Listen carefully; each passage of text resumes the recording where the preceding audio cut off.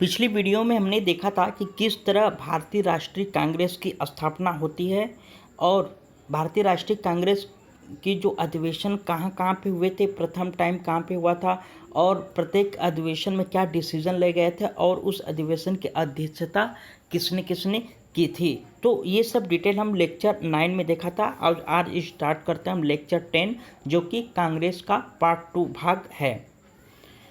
तो आइए अब कांग्रेस के बारे में आगे क्या होता है उसके बारे में हम देख लेते हैं कि 1907 ईस्वी में कांग्रेस के सूरत अधिवेशन में जिसकी अध्यक्षता रास बिहारी बोस ने किया था, कांग्रेस दो भागों में विभाजित हो जाती है।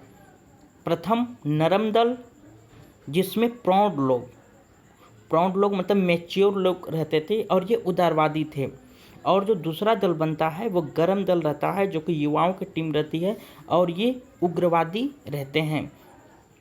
नरम दल यानी कि उदारवादी नेताओं में दादा भाई नौरोजी जी जैसे वरिष्ठ लोग रहते थे और गरम दल में जो है उग्रवादी लोग जैसे कि लाला लाजपत राय, बाल गंगाधर तिलक और विपिन चंद्र पाल, लाल बाल पाल, ये तीनों बहुत ही फेमस थे। किसके लिए? गरम दल के लिए। इन्होंने मिलकर जो है भारतीय राष्ट्रीय कांग्रेस को दो भागों में तोड़कर जो है इन्होंने नरम दल और गरम दल की स्थापना की थी। एक्चुअली हुआ ये था कि ये जो अधिवेशन हुआ था ये ताप्ती नदी के किनारे हुआ था और हुआ ये था कि सूरत अधिवेशन की जो अध्यक्षता थी वो लाला लाजपत राय जी करने वाले थे, लेकिन आपसी मतभेद के कारण अचानक इसका स्थान भी बदल दिया जाता है और राष्ट्रीय अध्यक्षता जो कि लाला लाजपत राय जी करने वाले थे उनको हटाकर रास बिहारी बोस जी को भारतीय राष्ट्रीय कांग्रेस जो है 1907 की जो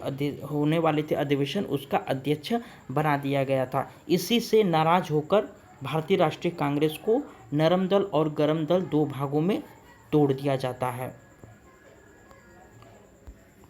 उसके बाद 1916 ईस्वी में लखनऊ में अंबिका चरण मजूमदार को अध्यक्षता में 1916 के अधिवेशन में नरम तथा गरम दल को आपस में मिला दिया जाता है। यानी कि 1916 ईस्वी में जो है जब लखनऊ में अंबिका चरण मजूमदार के अधिवेशन में जब अध्यक्षता में जब अधिवेशन होता है तो उस अधिवेशन में गरम दल और नरम दल को आपस में मिला दिया जाता है। तो पॉइंट्स ये है कि थियोसॉफिकल सोसाइटी की स्थापना किसने की थी? तो ए.ओ. ह्यूम ने किया था और अंग्रेज़ों ने ए.ओ. ह्यूम को कांग्रेस की स्थापना के समय कांग्रेस का सचिव बनाया था ताकि ये कांग्रेस की तरफ से अंग्रेज़ों हेतु सेफ्टी वॉल का काम कर सके। कांग्रेस ए.ओ. ह्यूम की देन है जो थियोसॉफिकल सोसाइटी से लिया गया है। यानी कि पहले ही मैंने बोला था कि जो भारतीय राष्ट्रीय कांग्रेस की जो स्थापना इसलिए किया गया था कि भारत देश को आज़ाद करने के लिए जो क्रांतियाँ होती है, जो विद्रोह होते हैं उसको समाप्त किया जा सके या उसको दबाया जा सके। लेकिन जब राष्ट्रीय कांग्रेस ऐसा बोला जाता था कि ये भारतीयों का है, इसीलिए भारतीय लोग ज़्यादा नेता थे, लेकिन इसका सचिव ए.ओ. ह्यूम को बना दिया गया ताकि कभी अगर कांग्रेस और अंग्रेज़ों में कभी झगड़ा हो तो ए.ओ. ह्यूम अंग्रेज़ों का साथ जो है देकर अपनी बात जो है मनवा लेंगे। तो ये माना जाएगा कि कांग्रेस जो कि भारतीयों की दल है ये अंग्रेज़ों की बातों को मान गया। लेकिन मेन सचिव किसको बनाया गया था? ए.ओ. ह्यूम को बनाया गया था जो कि एक अंग्रेज़ था ताकि ये अंग्रेज़ों की हेल्प कर सके भारतीय नेताओं के आड़ में।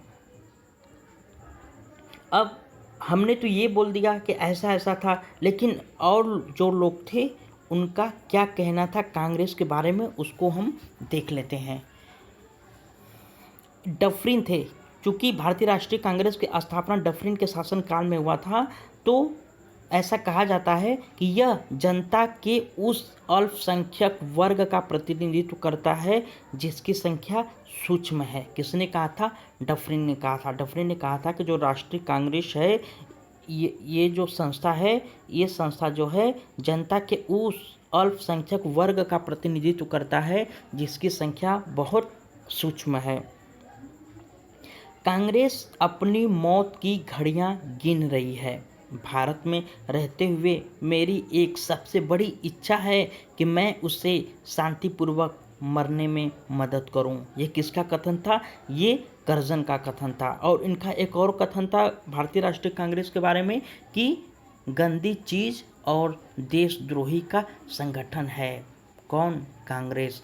क्योंकि जो भारतीय राष्ट्रीय कांग्रेस में जो है जो नेता थे, भारत के जो बड़े बड़े नेता थे, वो कांग्रेस के माध्यम से जो है देश को हमेशा स्वतंत्र या आज़ाद करने की बात किया करते थे।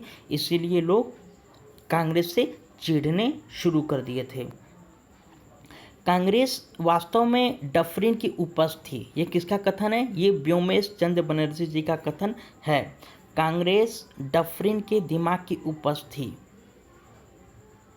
पहला कथन। दूसरा कथन कि कांग्रेस सम्मेलनों को शिक्षित भारतीयों के राष्ट्रीय मेले की संज्ञा दी गई। ये किसका कथन? ये दोनों कथन है लाला लाजपत राय जी के। ब्रिटिश सरकार की एक पूर्व योजना थी। किसका कथन है? आरसी दत्त। यानी कि आरसी दत्त का कहना था कि जो कांग्रेस है वो ब्रिटिश सरकार की एक पूर्व योजना थी। यदि हम वर्ष में एक बार मेढक की भांति टर्राए तो हमें कुछ नहीं मिलेगा। ये किसका कथन था? बाल गंगाधर तिलक का। क्योंकि ये एक गरम दल के नेता थे, इनकी बातें भी गरम ही रहती थी। कांग्रेस याचना संस्था और भिखमंगी नीति थी। किसका कथन है ये? विपिन चंद्र पाल।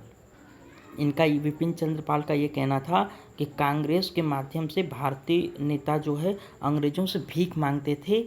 इस ढंग का जो है सोच इन्होंने कांग्रेस को बताया था। और 3 दिनों का तमाशा।